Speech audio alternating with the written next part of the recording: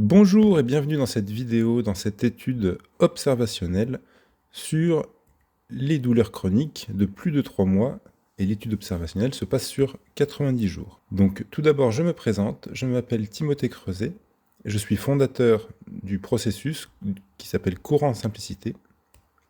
Je suis accompagnant émotionnel et régulation du système nerveux depuis 2016. J'ai une approche assez intégrative corps, cœur, esprit. Je suis initiateur du processus d'observation que je vais vous présenter sur la modulation de la douleur chronique de plus de 3 mois. Et ma mission, c'est de restaurer le gouvernail intérieur pour permettre un apaisement durable.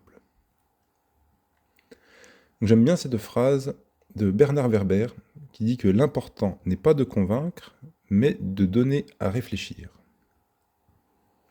Donc j'aimerais vous partager un constat sociétal sur l'explosion des douleurs chroniques qu'il y a en France. Il y a plus de 28 millions de personnes en France qui vivent et qui souffrent avec des douleurs chroniques en permanence. Il y a une saturation des approches classiques. Il y a un réel besoin d'un regard complémentaire sur la douleur chronique. Donc ce que vivent les personnes qui sont en situation de douleur chronique, il y a souvent de la fatigue, de l'incompréhension vis-à-vis de l'entourage et vis-à-vis du corps médical. Il y a de l'isolement, et dans l'isolement, il y aura aussi bien l'isolement dans l'entourage familial, social, et également du corps médical, et l'impression que personne ne comprend vraiment. Donc le problème, ce n'est pas vous qui souffrez peut-être de douleurs chroniques, mais c'est peut-être le système nerveux central qui est resté bloqué en mode alerte, en mode hypervigilance. Donc j'aimerais poser une question centrale à travers cette étude, à travers cette recherche. Et si la douleur chronique était aussi une question de régulation du système nerveux? Donc ce n'est pas une intuition, ce n'est plus une intuition, nous allons regarder ensemble ce que démontre la science. Le thème de la première étude scientifique que nous allons aborder, je vais vous présenter 4 études scientifiques, et la première, le thème, ce sera l'ocytocine, donc c'est l'hormone de l'attachement, du plaisir et de l'amour de soi, entre le lien entre l'ocytocine, le lien social et la modulation de la douleur. Donc nous allons regarder le constat scientifique et nous allons nous appuyer sur les travaux menés à l'université Claude Bernard à Lyon 1. Et c'était une équipe de recherche en neurosciences sociales et l'étude date de 2016. Donc les recherches menées à Lyon montrent que l'ocytocine, donc comme je vous le disais, l'hormone du plaisir et de l'amour de soi, peut moduler la sensibilité de la douleur.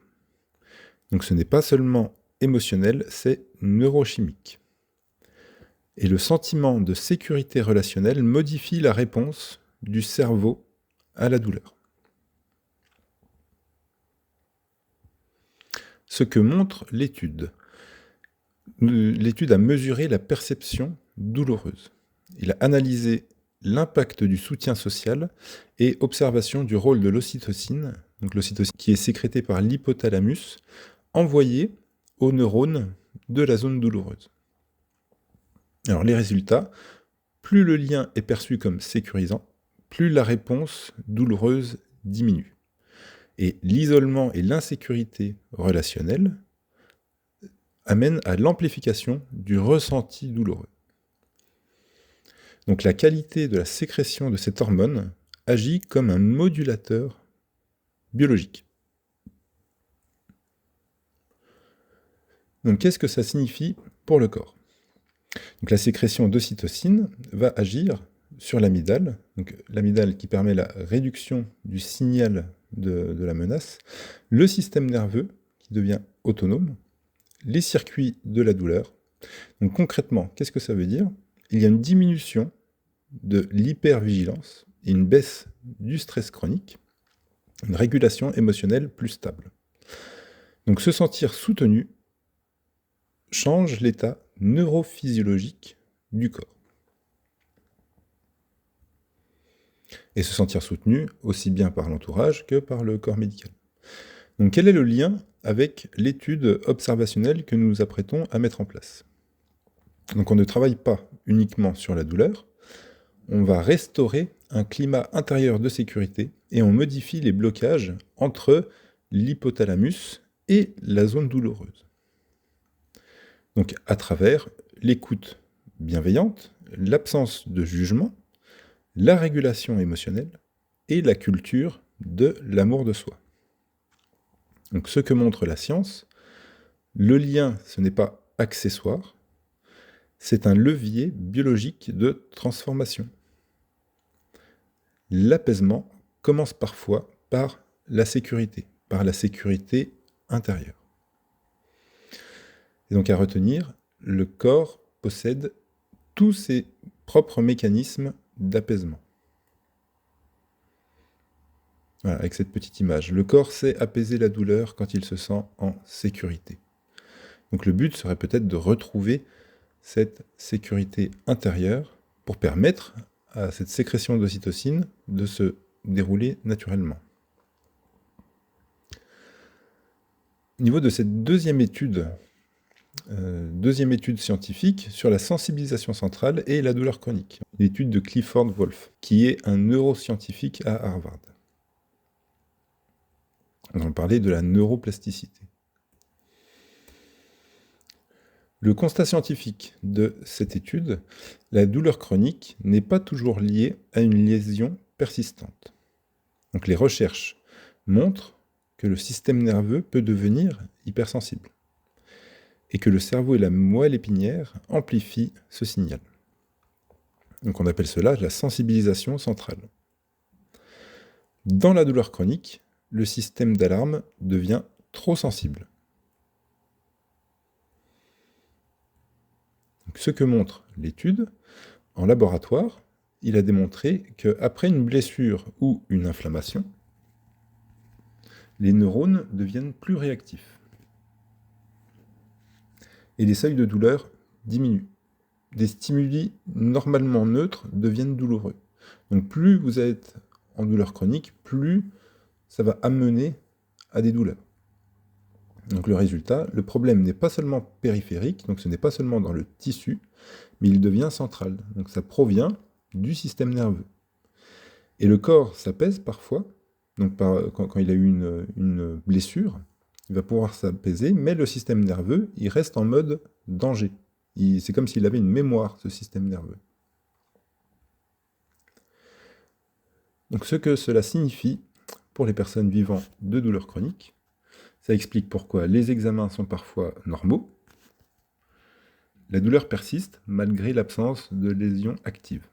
Le corps semble surréagir et ce n'est pas imaginaire, ce n'est pas exagéré, c'est un phénomène neurobiologique documenté. La douleur peut persister même quand la blessure est guérie. Donc la douleur chronique est une amplification réelle du signal, ce n'est pas une invention. Comment allons-nous faire le lien avec l'étude observationnelle?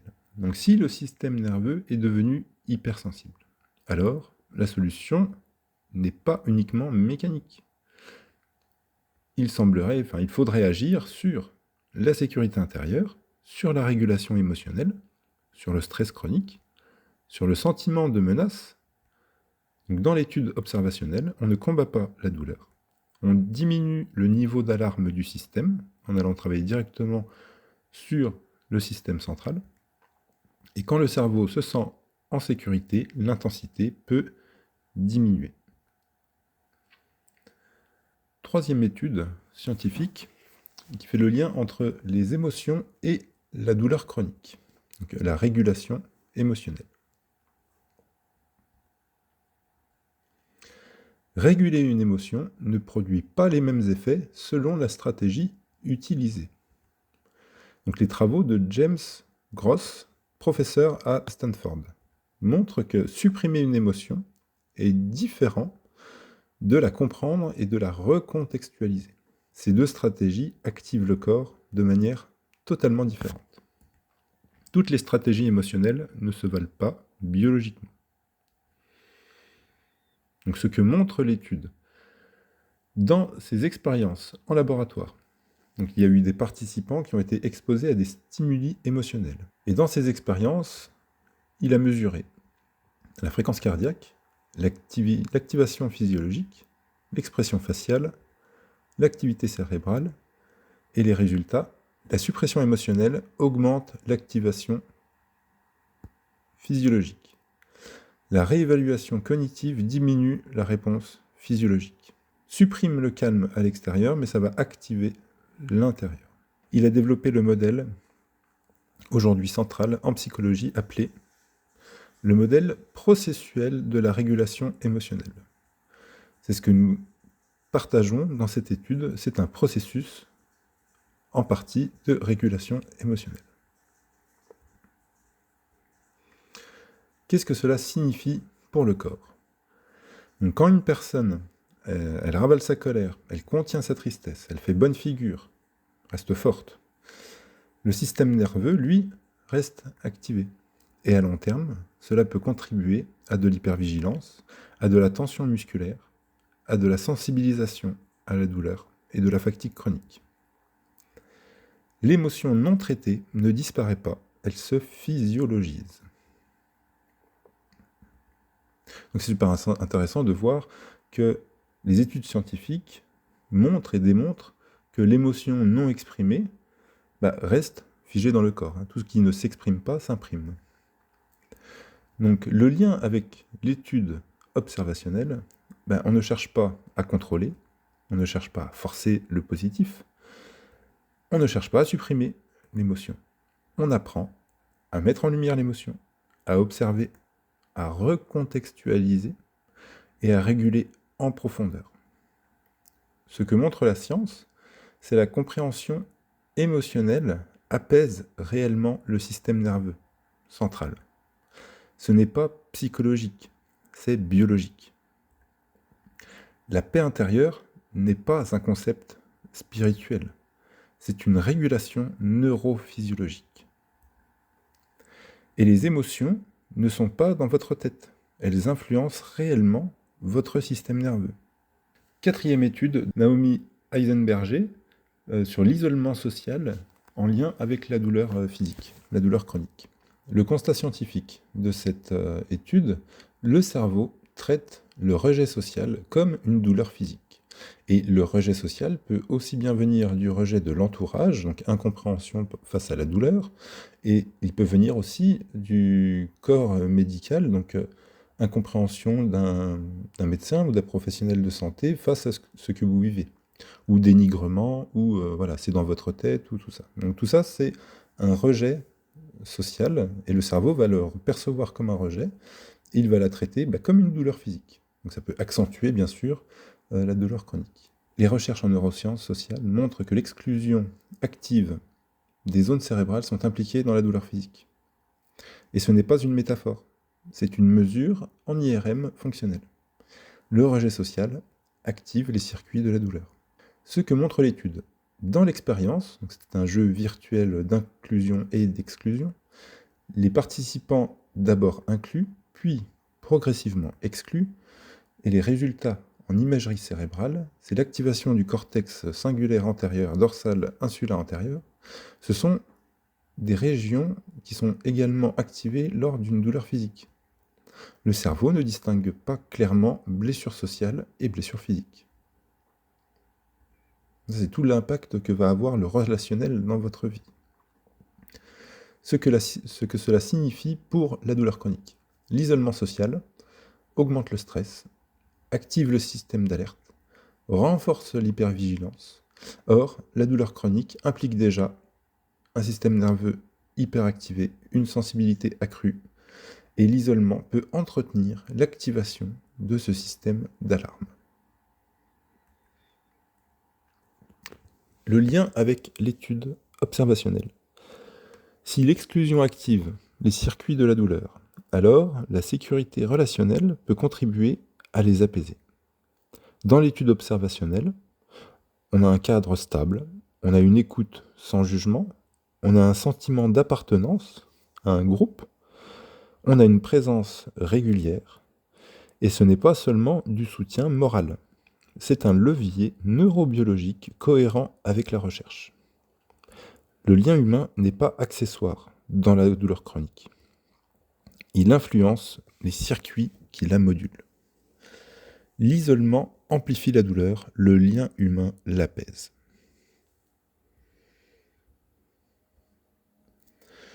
Donc, j'aimerais vous partager une cohérence scientifique globale par rapport à ces 4 études. Donc un faisceau convergent de données. Ce que cela signifie ensemble. La sécrétion d'ocytocine joue un rôle clé dans l'apaisement. Module le stress, l'inflammation et la perception de la douleur. Elle module l'intensité des réponses physiologiques. La douleur chronique implique une sensibilisation centrale et le système nerveux devient hyper réactif. La régulation émotionnelle modifie le système nerveux central et l'activité cérébrale. Le lien social agit comme facteur protecteur neurobiologique. Les mécanismes neurobiologiques de l'apaisement sont identifiés. Conclusion scientifique. Ce sont des données indépendantes qui convergent vers une même hypothèse. La régulation émotionnelle et relationnelle peut influencer la perception et la libération de la douleur. Les faisceaux convergents, la sensibilisation centrale, l'influence émotionnelle, l'impact relationnel, les mécanismes neurobiologiques identifiés. Donc la question n'est plus est-ce plausible? La question devient que se passe-t-il si l'on applique cela concrètement? Et j'aime bien cette phrase d'Emmanuel Kant, la théorie est absurde sans la pratique et la pratique est aveugle sans la théorie.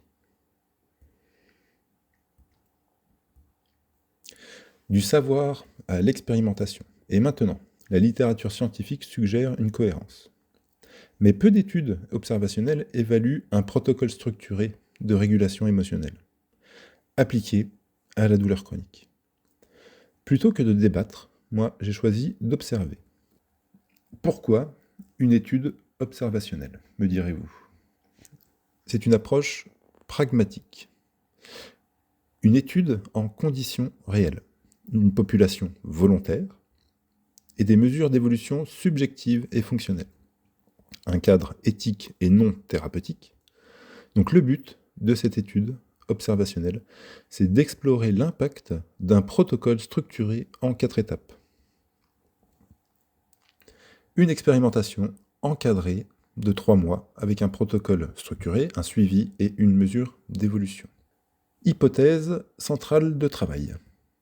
Si la douleur chronique implique une sensibilisation centrale, une modulation émotionnelle, une influence relationnelle, alors un protocole ciblant ces leviers pourrait modifier l'expérience douloureuse. Donc l'étude observationnelle avec le processus du courant simplicité. Objectif de l'étude observationnelle, c'est d'appliquer un processus. Mesurer l'évolution sur 3 mois de l'intensité de la douleur perçue, de la régulation émotionnelle, de la qualité relationnelle avec l'entourage, du sentiment d'autonomie et du sentiment de sécurité intérieure. Ce n'est pas un traitement médical, c'est une exploration structurée.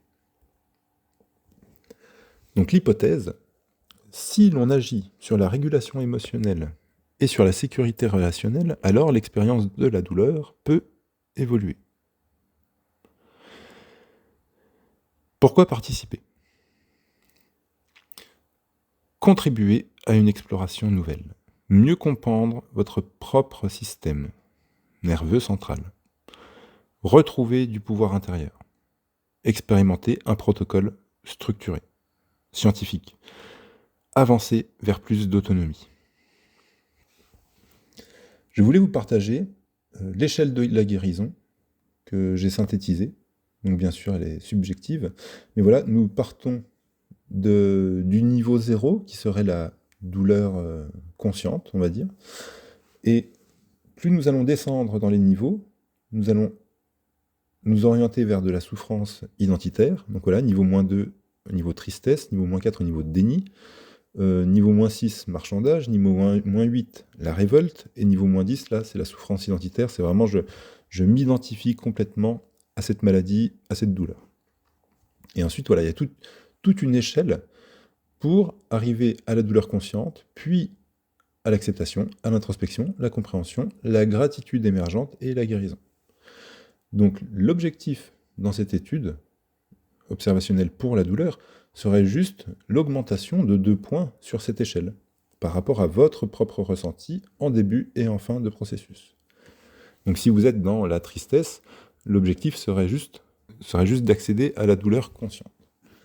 Puis ensuite, votre propre chemin fera que ça va peut-être amener à l'acceptation, à l'introspection, à tout ça.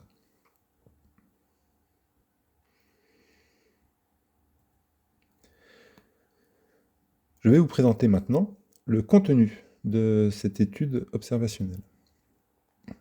Donc dans l'étude observationnelle, il y a un questionnaire à remplir, un questionnaire hebdomadaire, c'est complètement anonyme et subjectif, à remplir donc chaque semaine pour l'évolution des critères suivants, donc ce sera sur une échelle de 0 à 10. L'intensité perçue de la douleur dans l'instant, la régulation émotionnelle, donc la liste des émotions et l'analyse de la coupe émotionnelle. Quand on parle de coupe émotionnelle, c'est par expression populaire, on le dit parfois, la coupe est pleine. Donc c'est d'aller voir en fait à combien est cette coupe émotionnelle. La qualité relationnelle, donc d'aller voir votre entourage social, votre entourage familial, votre entourage professionnel, votre entourage médical, et d'aller voir la qualité de toutes ces relations. De noter le sentiment d'autonomie que vous percevez par rapport à votre vie, par rapport à la douleur chronique, et le sentiment de sécurité intérieure. Il y a un rendez-vous hebdomadaire en groupe pour répondre aux questions et appliquer le processus. Donc c'est un soutien, voilà, une proposition de soutien chaque semaine hebdomadaire. Des rendez-vous individuels, donc des appels vocaux, visio ou suivis texto avec moi pour l'application de ce processus. Donc je vous accompagne, je vous épaule dans l'application de ce processus. Donc le processus, courant simplicité, je l'ai modélisé sur une formation en ligne avec des cours vidéo. Et dans cette formation en ligne, il y a 4 modules d'application du processus, et les 4 modules sont en lien avec les études scientifiques. Donc dans ces 4 modules, il y a la régulation émotionnelle, il y a tout un module sur l'ocytocine et la sécrétion de cette ocytocine, l'impact émotionnel, comment vous allez pouvoir apaiser le relationnel, et le système nerveux central. À l'issue des 12 semaines de processus, nous ferons le point ensemble du ressenti de ce processus, d'un éventuel témoignage, si vous êtes d'accord, toujours, et toute information qui serait précieuse pour l'amélioration de celui-ci, de ce processus, de cette étude observationnelle. Et une fois que l'étude a récolté assez de données, je la présenterai, nous présenterons le processus à un comité scientifique de professionnels de santé, de chercheurs, de centres antidouleurs, pour une intégration dans un programme national, selon les données, selon les résultats que nous avons eus ensemble. Donc nous pouvons œuvrer dès aujourd'hui, ensemble, pour la santé de demain. Et j'aimerais vous partager quelques témoignages de personnes qui ont déjà appliqué, suivi ce processus de courant simplicité. Donc toutes ces personnes que je vais vous présenter, elles sont devenues autonomes dans leur gestion de la douleur sur le long terme, au sein du processus courant simplicité. Donc Yvan, il n'a plus mal au dos.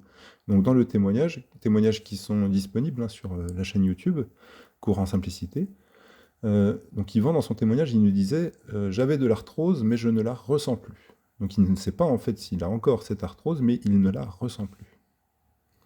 Donc quel est le principal? Est-ce qu'il faut encore qu'il y ait de l'arthrose ou pas arthrose? Ou alors, voilà, c'est dans le ressenti de sa douleur, il n'y avait plus perception de cette douleur. Corinne, qui n'a plus de douleur liée à la fibromyalgie. Corinne qui était venue me voir et qui avait fibromyalgie, et dès le premier appel avec moi, dès l'application de ce processus, les douleurs avaient diminué, et au bout de 6 semaines, elle m'avait appelé en me disant « ça y est, je suis autonome par rapport à ces douleurs », et en 3 mois, elle s'était complètement libérée des douleurs liées à la fibromyalgie, et tout en comprenant pourquoi elles étaient là, et ainsi de suite. Pascal et Nicolas qui n'ont plus de douleurs liées à la spondylarthrite ankylosante. Nathalie qui s'est libérée d'une douleur inexpliquée au bras. Donc là, il n'y a personne qui savait quoi faire, quoi dire par rapport à cette douleur. Tous les examens étaient bons, voilà, il y avait juste une douleur inexpliquée. Et en fait, avec l'application de ce processus, elle a pu se libérer de cette douleur. Alban et Yoko, ils n'ont plus de migraines, se sont libérés de migraines. Et je sais parfois dans la douleur chronique, il y a plusieurs symptômes, il y a plusieurs peut-être maladies aussi. Et en fait, il faut vraiment prendre l'être humain, le corps humain dans son ensemble, à travers voilà, les quatre aspects que nous avons vus tout au long de cette vidéo, la régulation émotionnelle, le relationnel, le système nerveux central et l'ocytocine. Je vais vous partager un témoignage de Nadia qui vit le cours en simplicité, qui applique le processus chaque jour. Le cours en simplicité, c'est un cadeau que l'on se fait. C'est un espace d'échange, un temps pour soi qui permet de mettre de la lumière sur une zone non apaisée, par le questionnement, l'écoute de son corps, par exemple, et ainsi ramener de la clarté là où il y a des nœuds.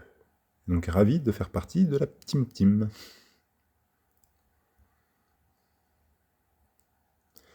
Basile, qui s'est libéré d'un eczéma sur les mains. Donc voilà, ça marche. L'application de ce processus peut agir sur énormément de choses, et c'est vrai qu'il marche vraiment bien sur la douleur chronique et sur la conscience que nous pouvons avoir de notre propre corps. Votre propre corps a tous les mécanismes en lui, physiologiques, biologiques, pour arriver à un apaisement. Odile, qui n'a plus d'angoisse, Léane, qui s'aime pleinement maintenant, Guillaume, qui a retrouvé une vie sexuelle épanouie, voilà, ça touche vraiment tous les aspects de la vie, et Catherine, qui est en rémission d'un cancer du sein. Donc pour savoir si vous êtes disposé à participer à cette étude, je vous invite à réserver votre appel avec moi, réserver votre rendez-vous avec moi, et on fera le point sur votre situation personnelle. Donc le premier contact se fait par WhatsApp, enfin par téléphone, et vous pouvez m'envoyer un message au 06 62 93 58 02, et je vous rappellerai avec grand plaisir. Je vous remercie de m'avoir écouté, d'avoir visionné cette vidéo jusqu'au bout. En attendant, prenez soin de vous, passez une belle et douce journée. Et je vous dis à bientôt dans cette étude observationnelle. J'ai vraiment hâte de vous accompagner. Passez une agréable journée.